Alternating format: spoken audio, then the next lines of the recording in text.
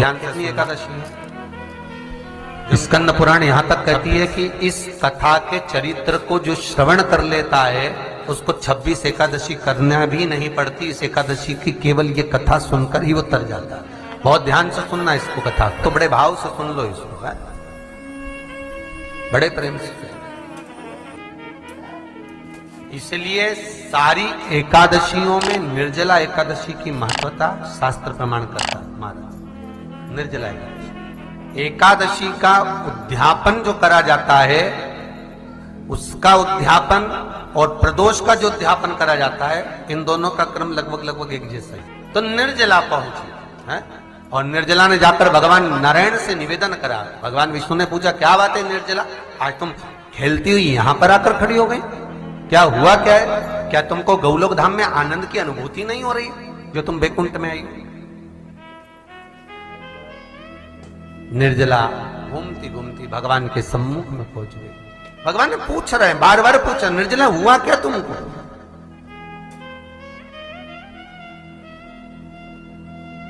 ए निर्जला, ए एकादशी, हुआ क्या है तुमको? क्या कारण है तुम्हारे यहां आने का, बैकुंठ पहुंचने का? बहुत ध्यान देना महाराज। शास्त्र कहता है सोमवार, मंगलवार, बुधवार, गुरुवार, शुक्रवार, शनिवार, ये देवता वो देवता सबके व्रत कर लो, सारे व्रत कर लो, पर ये व्रत आपको परमात्मा के धाम तक लेकर नहीं जा सकते, क्योंकि इनका जो पुण्य है वो मृत्यु लोक में आप थोड़ा सा भी गलत करते हैं तो पुण्य समाप्त हो जाता है। पर हिंदू धर्म के 3 व्रत ऐसे बता दिए जिन व्रतों का पुण्य समाप्त नहीं हुआ।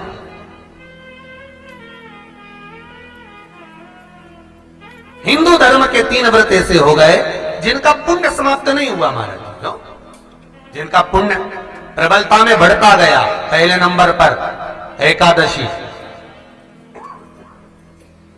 दूसरे नंबर पर प्रदोष और तीसरे नंबर पर शिवरात्रि। एकादशी भी 26 है तो प्रदोष भी जम के बोलते जाओ 26 है। शिवरात्रि केवल 12, केवल 12,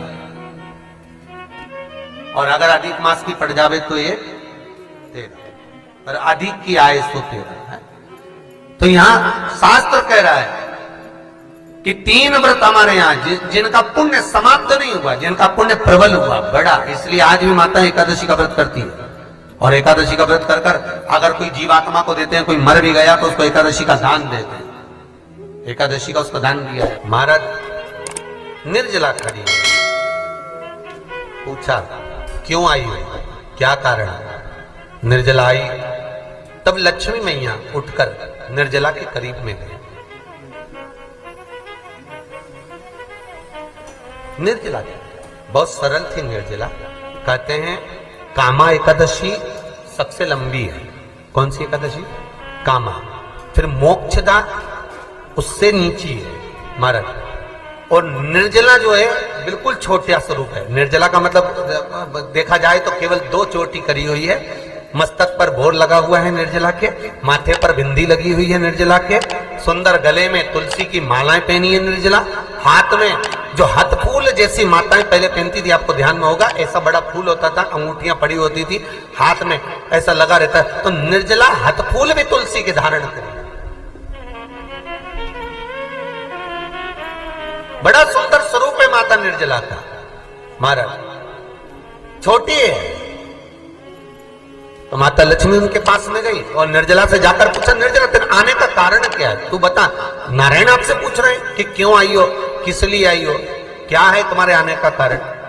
निर्जला ने कहा, मेरी विनती केवल इतनी सी है मां कि मैं ये चाहती हूं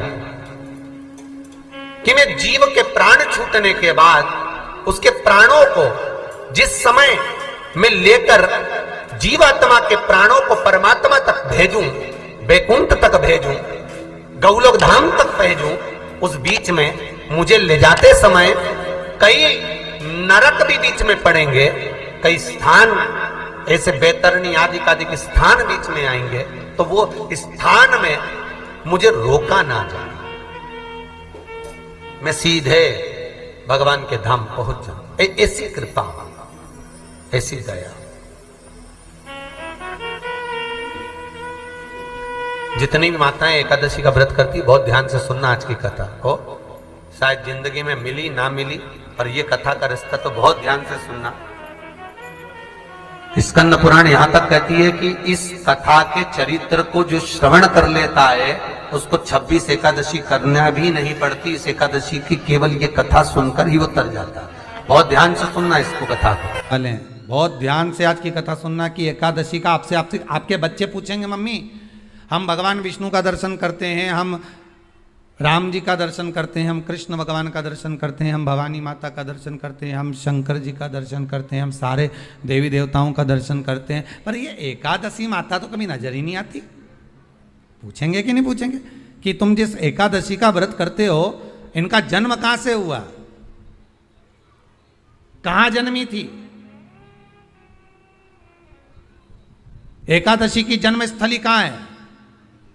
भाई भगवान कृष्ण की जन्मस्थली तो मथुरा है। श्री राम जी महाराज की जन्मस्थली बोल दो जम के, अयोध्या है।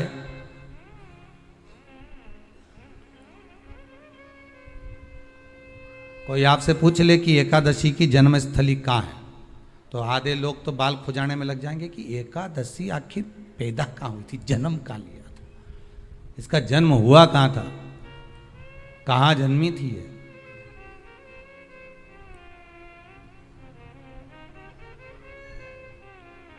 इसका जन्म स्थल है कहाँ? और अगर मान लो जन्म स्थल एकादशी का है,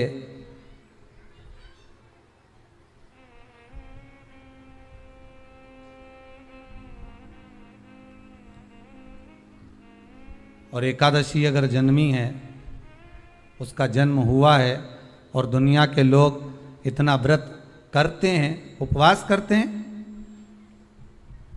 तो फिर इसका जन्म स्थल कहां होगा?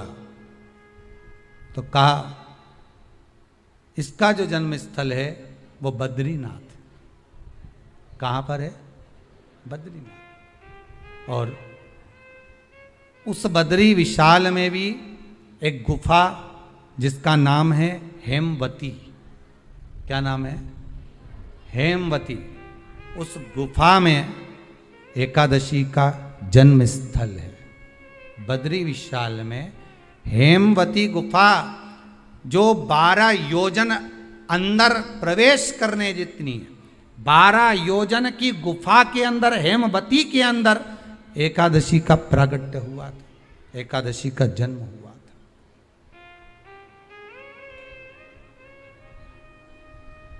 अब तो बता सकते हो ना कि कोई पूछे कि राम जी का जन्म अयोध्या में हुआ, भगवान कृष्ण का जन्म मथुरा में हुआ, और कोई पूछ ले आपका जन्म कहाँ हुआ था, अपन कह सकते ना सीहोर में हुआ हमारा।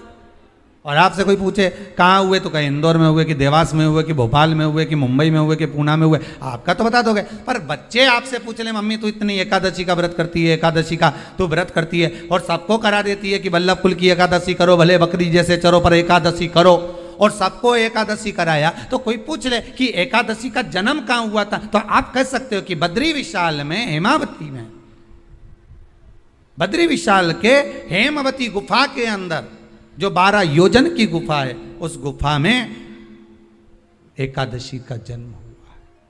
कब हुआ?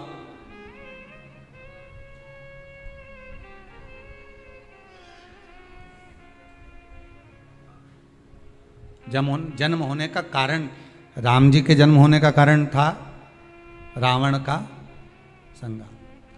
भगवान कृष्ण के जन्म होने का कारण था कंस का संहार। नरसिंह भगवान के जन्म होने का कारण, प्रकट होने का कारण था हिरण्यकशिपु का संहार।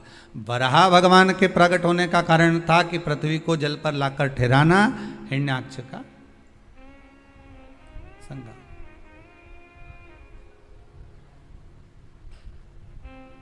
तो फिर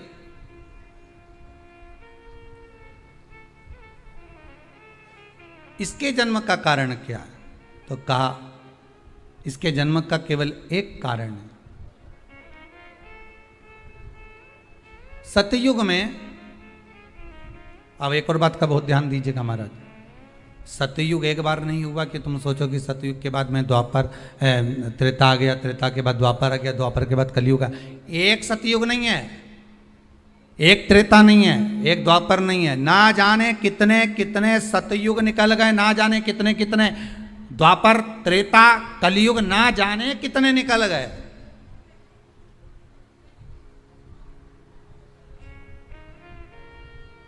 और आप और हम जैसे भी इस पृथ्वी पर ना जाने कितने, अरे जम के तो बोलो, निकल गए।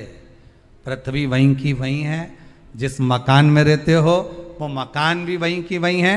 बस कभी कभी एकदम प्लाट हो जाता है, फिर उस पर वापस बन जाता है, फिर क्लीन, फिर बन गया, फिर क्लीन, फिर बन गया। ना जाने कितने कितने कितने कितने जन्म हम ले चुके हैं, और हमारे भी आगे का जन्म कितने जन्म होते रहेंगे। जमीन वहीं की वहीं रह जाएगी और अपन चले जाए, बस वो जगह वहीं रह गई।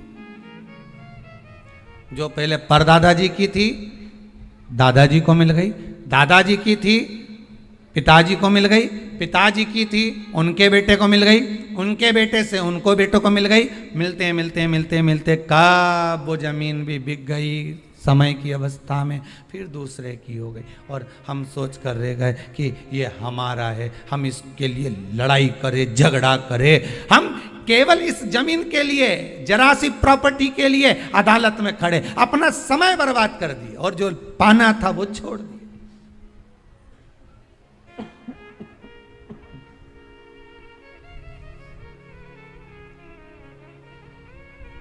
जो पाना था वो छोड़ दिया हमने।